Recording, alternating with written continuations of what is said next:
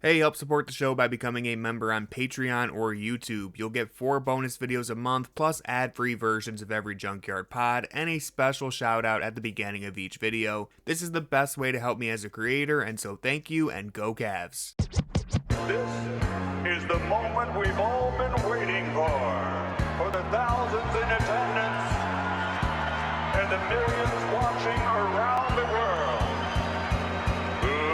Let's get ready to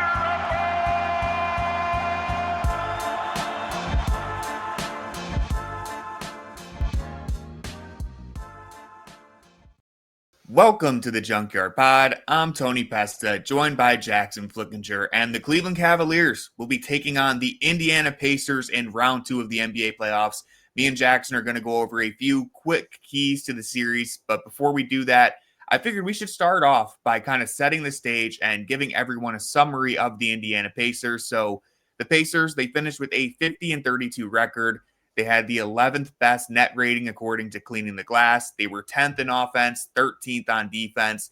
Now, they actually played better against the top 10 opponents in the NBA. They had the 7th best net rating in those matchups and the 8th best defense against top 10 offenses. So if you're a Cavs fan and you're hearing those numbers and you're feeling a little bit worried, let me reassure you the Cavs, they were 2nd in net rating this year, 1st in offense, and 8th in defense. They ranked better than Indiana, basically a top across the board and against the top 10 opponents. So if you're feeling a little bit worried about the Pacers, they're a very respectable opponent, but the Cavs, like I said, across the board ranked better. Jackson, immediate reaction to Cavs versus Pacers.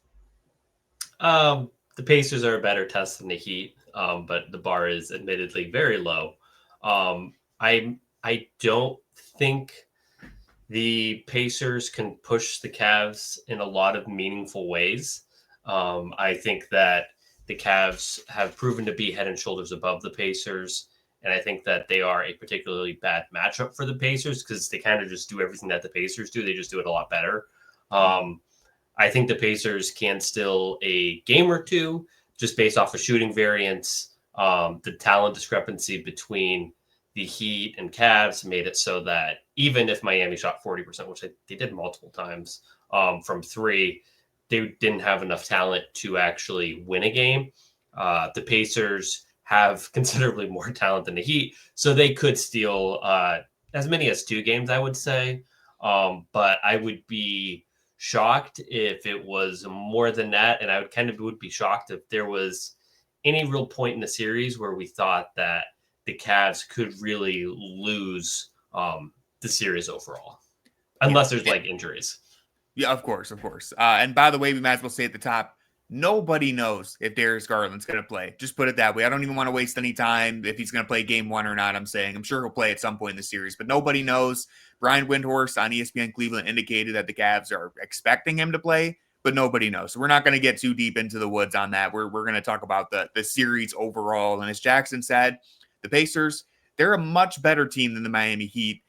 They are a very good, respectable team. So I want to be clear with that up front to any Pacers fans who are watching, like, oh my God, they're disrespecting my team. Listen, you guys are a good team, but the Cavs this season, of course, we're a little bit biased, but I think they've given us every reason to believe that they are head and shoulders the better team here, right?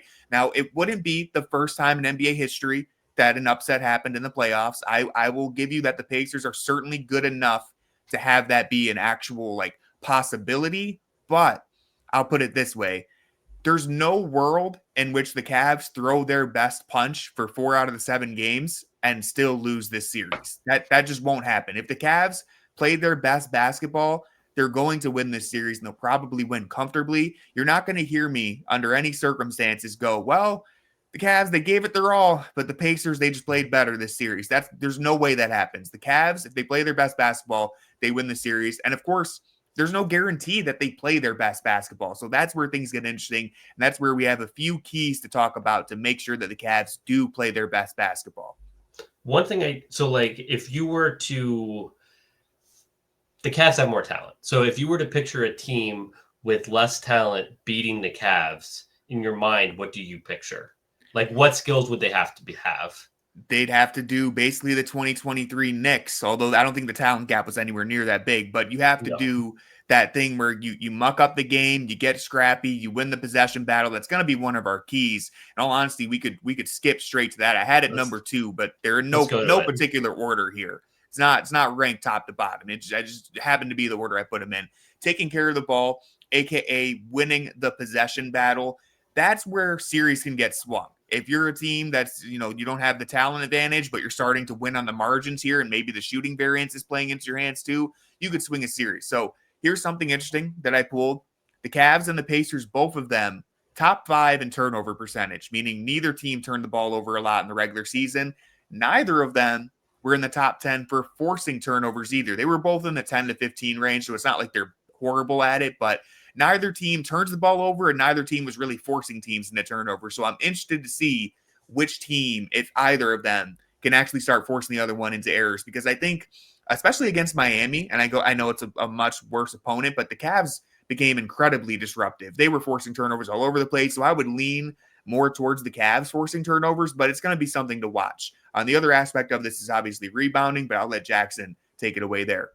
Yeah, so I think that what the Pacers do really well, and it's really hard to play with such a fast pace and to not turn it over. And they're third in turnover percentage, which basically just means that they're like not turning it over despite playing at breakneck speed. And I think that's what, when you're looking at Tyrese Halliburton, what does Tyrese Halliburton do exceptionally well is more than being a scorer, which I think is, scoring leaves a little much to be desired in my opinion. But what he does exceptionally well is he has 9.2 assists to just 1.6 turnovers per game, which is just absolutely ridiculous. So I have a stat on that real quick, just since you brought it up. Shout out to Ben Pfeiffer, friend of the show. He tweeted, Tyrese Halliburton so far, it's only 5 games, but he's one of 2 players since 2000 to have an assist rate above 45% and a turnover rate below 12% in the playoffs. Chris Paul did it twice.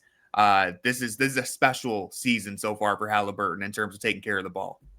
Yeah, and I think when you look at why Indiana's offense is so good, it's because they just don't turn it over, and they get a lot of easy looks in transition. They're one of the best transition teams in the league.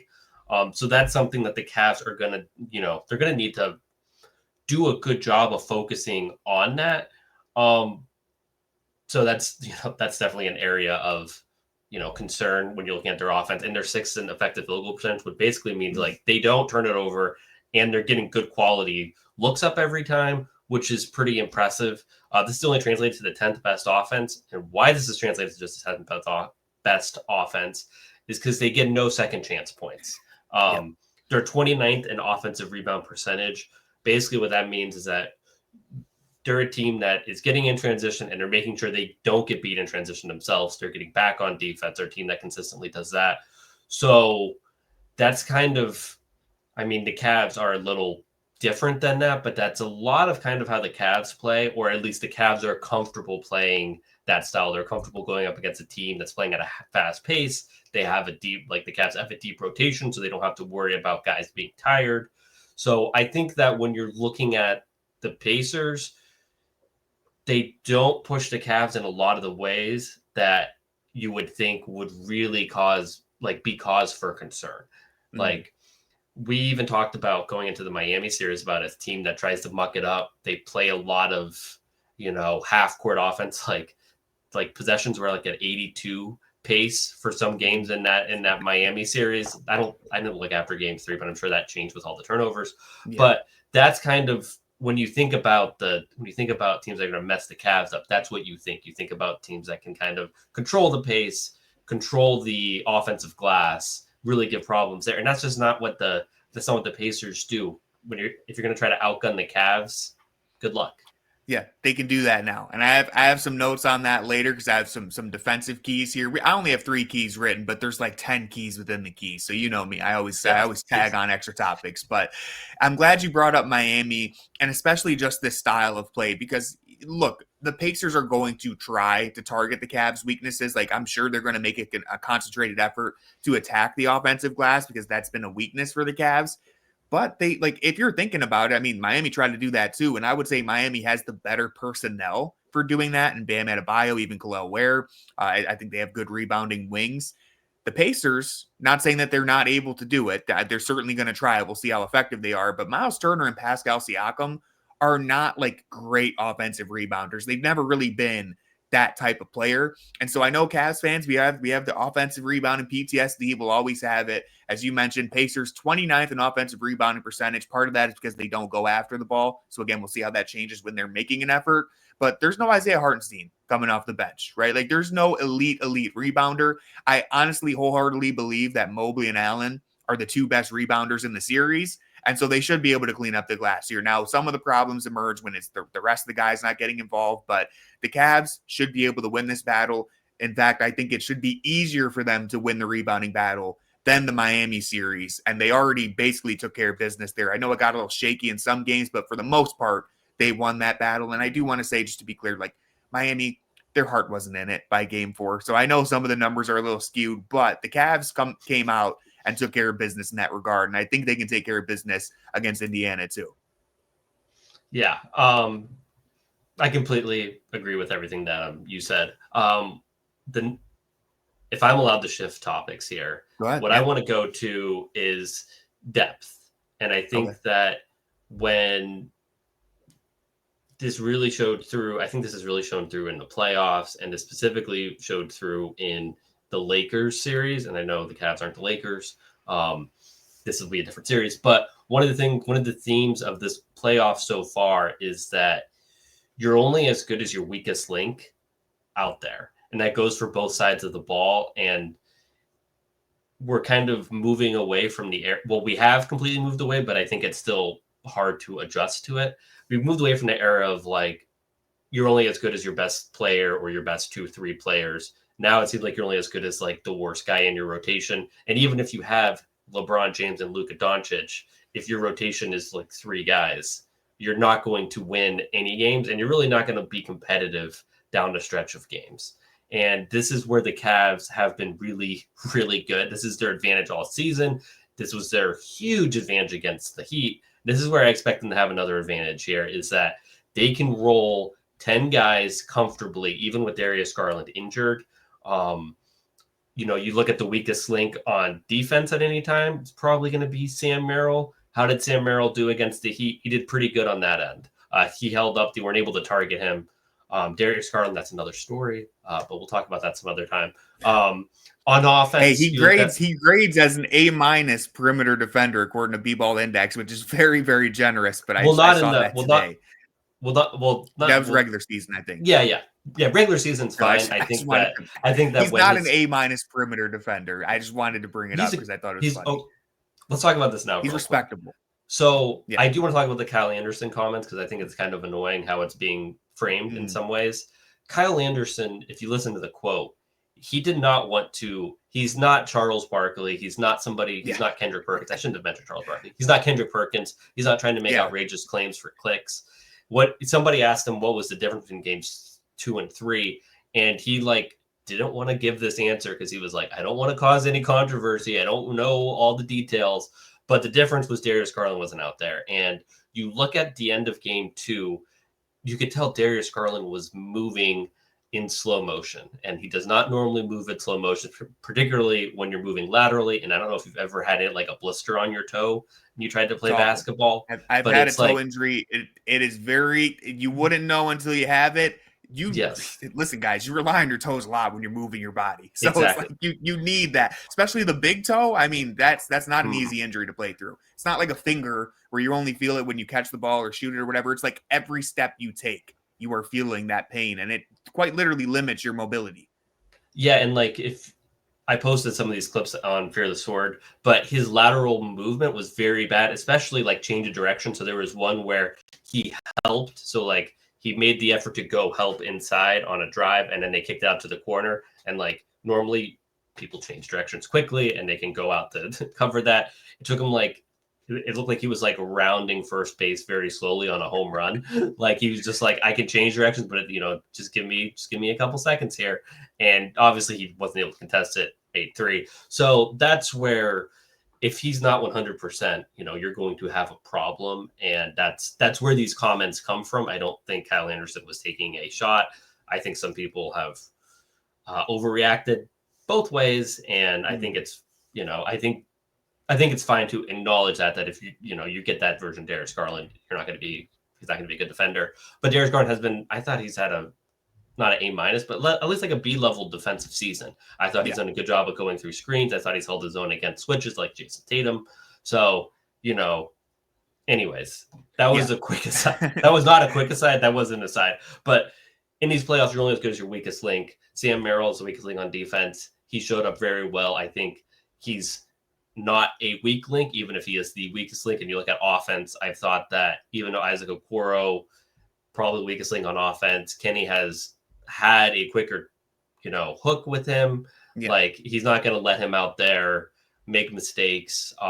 Dean Wade, I thought, showed up really well in game 4 when the game was competitive. So I think that you don't have a lot of weak links out there, and that's the Cavs' advantage in this series, and will be their advantage throughout the playoffs, unless they play the Thunder, who can also boast of having the same depth. Mm-hmm. Like, I think they even have better depth than the Celtics.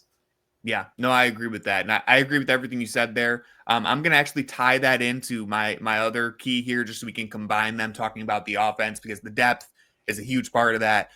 So I'll tell you right now, if you had concerns about the Cavs scoring in the postseason, any of this translating, you can ask Tyler Herro how those buckets felt over his head, just all throughout those 4 games.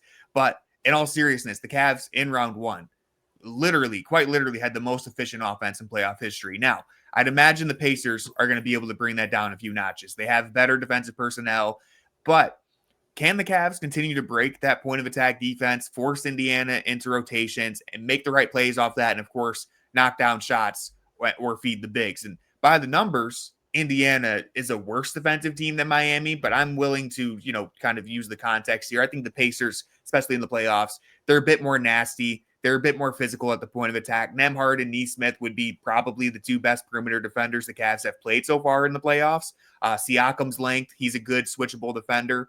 Turner, he can block shots. He's a little bit worse defensively than he's been advertised throughout his career, but overall, they do have some guys who can actually play defense. Halliburton is going to be a huge target for us. We'll be able to go at him. He was rated an F grade on perimeter defense. Now that's, again, these grades can be a little wonky, but like I said, Turner's a little bit worse. And speaking of the depth, the Pacers bench, I hope this doesn't backfire, but the Pacers bench should be barbecue chicken for the Cavs. I know TJ McConnell, he can be a little annoying and scrappy. I'm not completely counting him out.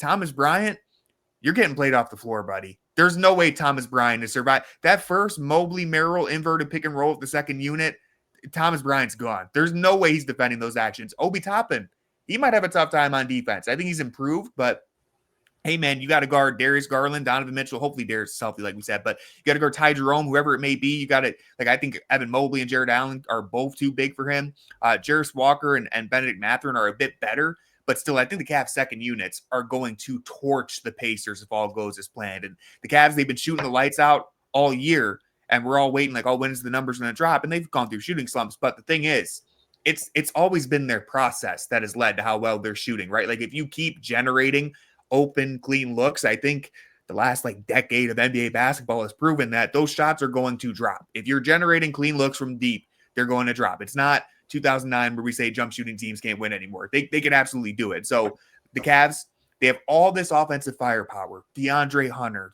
Sam Merrill, Ty Jerome, the starting 5. It's like, even if 3 of your guys aren't clicking on any given night, the other 3 or 4 might be, and that could be enough to get you over the hump in any of these games against Indiana.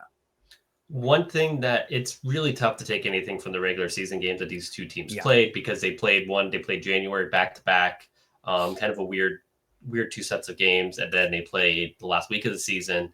And last game, neither team played anybody. In the second to last game, the Pacers played everybody, but the Cavs started some guys. Well, the only starter that started was Allen, but then they played some of their guys. But then down the stretch, they closed with Okoro, CPJ. We were winning Green, Tristan comfortably before that too. Yeah.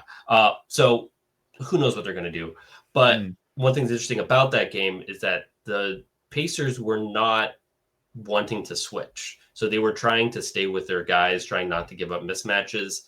And I think that plays into the bench's hand. Like you look at DeAndre Hunter, you look at, Sam Merrill coming off of screens. If you're not switching that can be an easy basket. And we saw late in the fourth quarter of that game, Sam Merrill scored 12 points in the fourth quarter just off of 4 threes. And a lot of that was due to not switching. DeAndre Hunter had a huge game. I believe he had 23 points. A lot of that was kind of due to the same thing. So like guys trying to fight through screens. So is that something that you can continue to do if they are switching? As you mentioned, they have a lot of not great defenders. Like if you have Thomas Bryant on an island, you like Ty Jerome's chances. You like Donovan Mitchell's chances. So that's where you like DeAndre Hunter's chances. So the Cavs just have a lot of guys who can do that, and we're not even talking about Evan Mobley, Darius Garland, who we don't know the status of. So I don't think the Pacers have a lot of easy answers for what the Cavs like to do, and that extends to the bench. Mm-hmm. Yeah, and it's going to be hard. Real quick, last thing I'll say on the offense, then we'll get to our final key. Just thinking about like Tyrese Halliburton, their weakest defender, right? Who is he going to hide on in this series? If they try to put him on Max Strus, or let's say even Darius Garland isn't playing, so they put him on Sam Merrill. Well, Kenny Atkinson has shown part of the way that we attacked Tyler Herro wasn't just, hey, let's get him on a switch and go one-on-one. It was, all right, Tyler Herro's guarding this guy. We're bringing him up into the screening action, and you have to navigate screens. And so they're going to make Tyrese work. They're going to try to tire him out, and that's going to bleed into what I'm talking about here in key number 3, which is mainly just my defensive keys, but I named it don't overhelp because I think that's going to be one of the main keys. One thing, obviously, people are worried about the pace that the Pacers play at, right? So you got to get back in transition. Indiana, they're 5th in points off of live rebounds, so they love to grab the rebound and run. The Cavs, they can play up tempo themselves. They actually scored. They were a better transition team, better transition offense this season than the Pacers. So if it turns into a track meet, the Cavs very well could win that race themselves. But I do think it would serve the Cavs well if they could slow down the game just a little bit. I'm not saying turn it into a rock fight, but slow down the game, play in the half court, because the Cavs were the number 1 half court offense in the NBA. The Pacers were 6th. I think if you're able to put it in the half court and kind of target Halliburton, which I'll get to in a second, then you're dictating the terms of engagement. And that's always good in the NBA if you can force the other team to play your style. On Halliburton, this is my quick thoughts. Hold on. Go ahead. Yeah, get in. Can I jump in quickly here? One thing that I'm interested in seeing is you're talking about the pace. One way to slow teams down is by getting on the offensive glass. The Cavs have actually emphasized that a lot at the end of the regular season. Did a great job of that in the playoffs against the Heat. So I'm interested to see if they can kind of impose their will there as a way to slow them down. Obviously, that can backfire. So we'll see what happens. But if you are able to do that, that's a way to slow them down. Yeah, definitely. Like I said, the main, when I was looking at it, the main way that the Pacers were getting out in transition wasn't forcing turnovers or anything like that. It was literally just getting the rebound and running. So if the Cavs can start beating them up on the offensive glass, you take away their ability to do that. As you mentioned, it's kind of a double-edged sword, though, because if you collapse for the rebound, you don't get it. Now they're running with an advantage. So I want to talk about Halliburton very quickly because Siakam very well could be the best player for Indiana in the series. We'll see. But to me, if things start going wrong for the Cavs, it'll be because this demon is terrorizing them. Halliburton is a much bigger threat than Tyler Herro. Mainly to me because he's a better player, but he's also such a high IQ basketball player. I've been saying this a lot on Playback, and I just think Halliburton is going to problem solve the Cavs defense in a way that no one on Miami was capable of. Halliburton's going to find cracks in the defense. He's going to play make and force adjustments. There's no doubt in my mind that at some point the Cavs will have to adjust to the way they're defending him. Like, I think he's good enough to force them into some changes.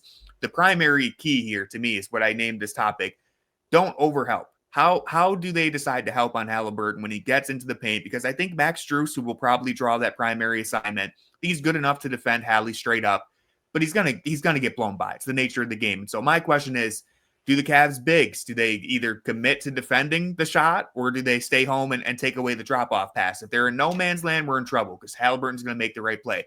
Are the Cavs bigs able to get to the level of the screen or switch if it's a pick and pop for Miles Turner? How do they defend that? In the past, we've kind of struggled, partly because we refuse to switch anything and you would always leave the big open for the pop. Do they defend that?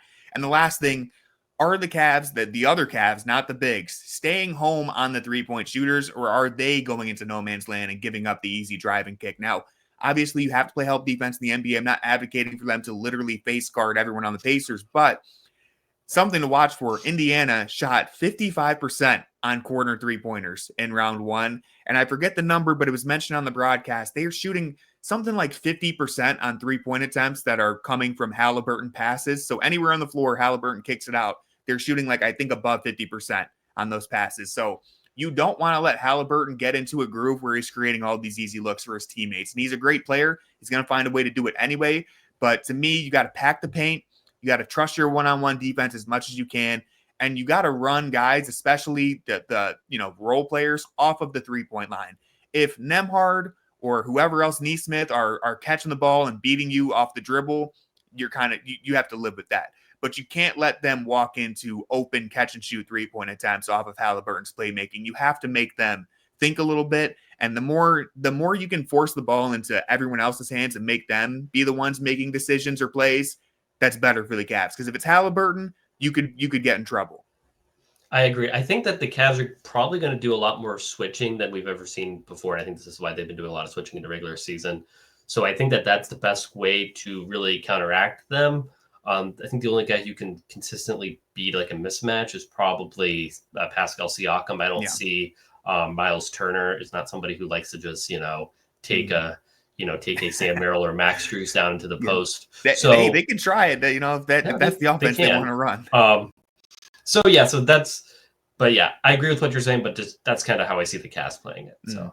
Yeah, I think switching is going to be a key. Again, something that we've complained about so much in recent years, where it's just like, why aren't you just switching this? I know you're giving up a mismatch, but at some point in the modern NBA, you just got to switch some action. So I think that's going to be a different look for this Cavs team. I'm also interested to see if Kenny throws the zone out there a little bit. Are we going to try and force Halliburton off the ball and make these other guys make decisions? Obviously, the zone could be prone to giving up three-point shots, so we'll have to see how that works. But that's going to be something I'm watching for. Last thing that I'll say very quickly, and then we can wrap up.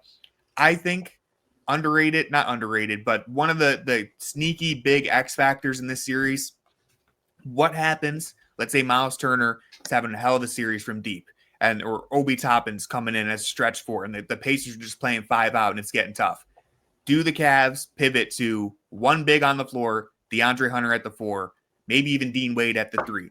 But do they end up pivoting to the one big lineup a little bit more in this series? I think that's fair enough if they go for that. But we're going to have more stuff coming on YouTube before the series starts. So make sure you're subscribed and following the channel so you don't miss anything. Let me know in the comments if there's any specific matchups or questions you have. We'll try to get to them before Sunday. Drop a like, become a member on Patreon or YouTube if you really want to help support our coverage. And with all that being said, go Cavs.